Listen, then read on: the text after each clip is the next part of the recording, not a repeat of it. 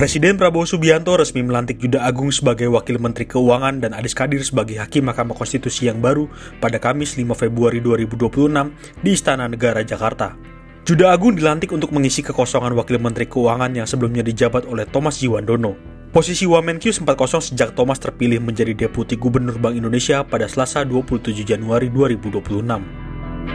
Juda Agung merupakan mantan Deputi Gubernur Bank Indonesia sejak 6 Januari 2022 dan anggota Komisioner Otoritas Jasa Keuangan atau OJK sejak 23 September 2025.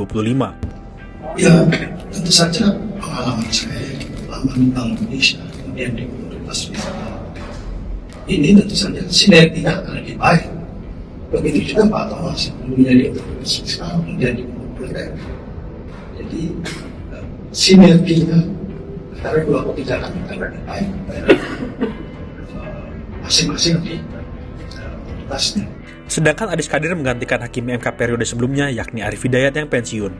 Adis sebelumnya menjabat sebagai Wakil Ketua DPR RI dan Partai Golkar. Sebelumnya, penunjukan Adis Kadir sebagai calon Hakim MK sempat menuai polemik. Apalagi penunjukannya dilakukan secara mendadak untuk menggantikan Inocensius Samsul. Terkait latar belakang partai politik Adis, Ketua Mahkamah Konstitusi Soehartoyo berharap integritas dan independensi Adis bisa dijaga. Seharusnya dengan dia pernah menyatakan mundur dari partisipan itu seharusnya sudah bagaimana memposisikan sebagai hakim MK dan hakim pada umumnya kan, independen, mandiri, tidak lagi berafiliasi kemana-mana, ke konstitusi, hukum, dan keadilan. Sebelum resmi dilantik, suara-suara penolakan terhadap Adis Kadir bergema di ruang persidangan Mahkamah Konstitusi. Para pemohon uji materi Undang-Undang Nomor 3 Tahun 2025 tentang Tentara Nasional Indonesia keberatan apabila Hakim Konstitusi yang ditetapkan DPR itu turut memeriksa dan mengadili perkara UU TNI. Alasannya Adis dikhawatirkan tidak akan netral ketika mengadili perkara tersebut.